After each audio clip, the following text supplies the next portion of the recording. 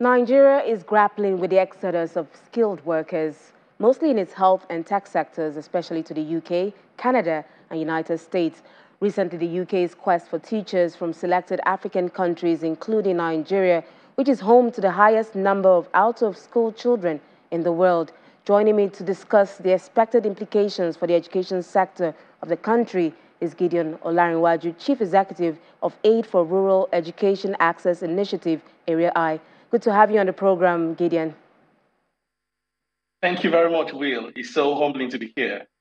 Now, Gideon, we saw that in December last year, the UK's Department of Education listed Nigeria among 9 countries now eligible to apply for its qualified teacher status.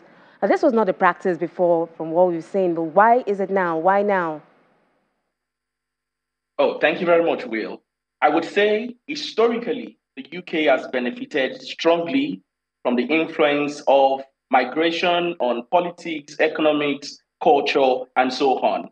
Its shift now to education predominantly can be attributed to 2 major factors. They are doing this now because one of the most important things to note is what education, particularly qualified teachers, or let me say quality teachers, can do to economic growth and diversification of their talent workforce. That's the very first thing.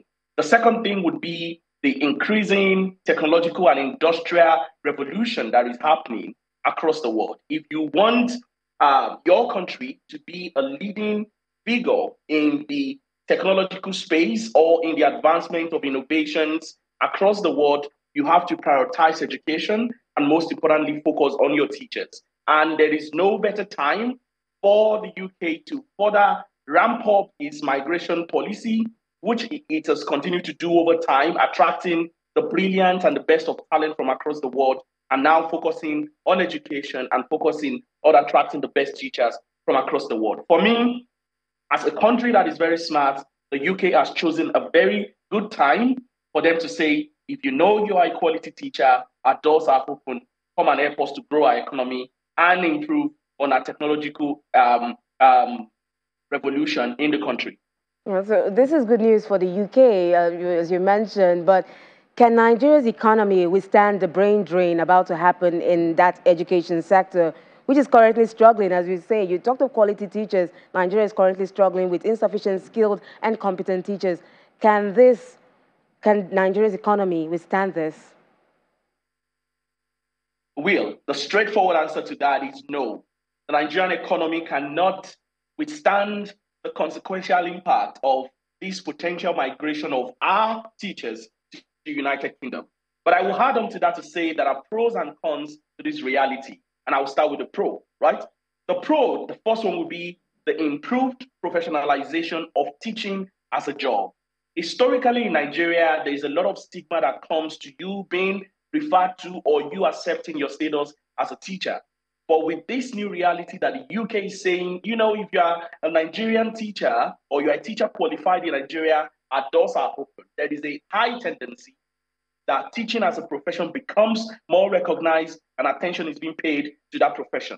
The second thing is the improved awareness on the value of teachers. I would say always that the quality of an educational system cannot outlive the quality of its teachers.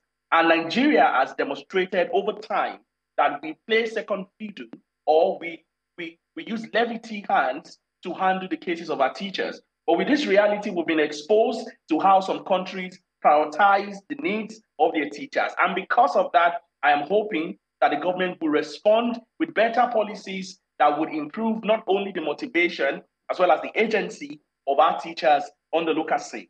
Now, the cons would be what we have already established, which would be that there is a direct relationship between our educational system and economic growth and prosperity.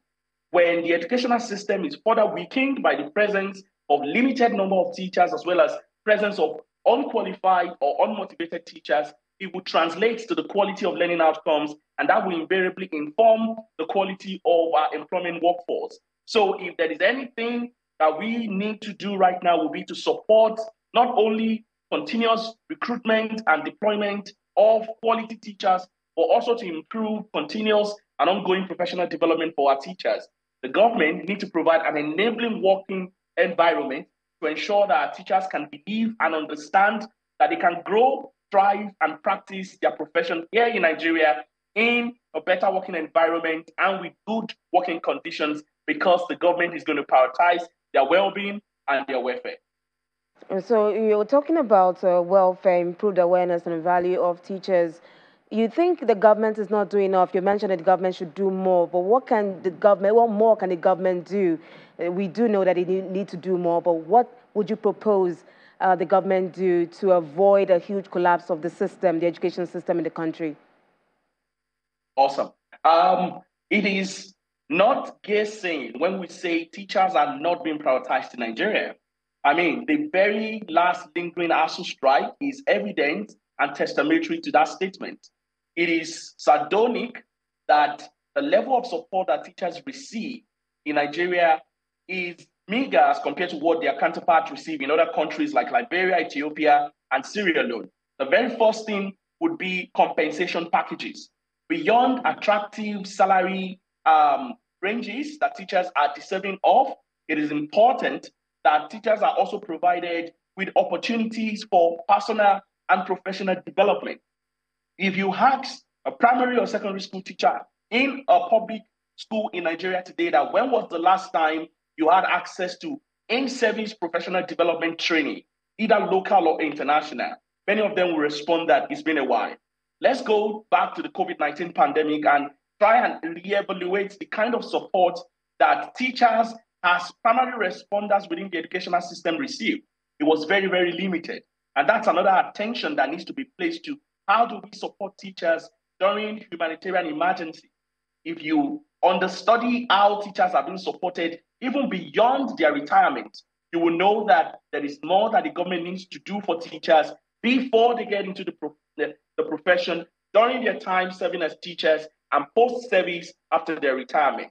The government can do better for the teachers of Nigeria. That is the only way that countries from overseas will not come in and poach these people who are no more known as the great custodian of how the present and the future workforce of Nigeria will look like.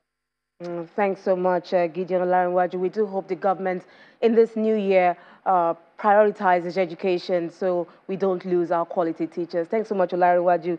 Gideon Olarinwaju, Chief Executive, Area I, for joining us and sharing your thoughts with us.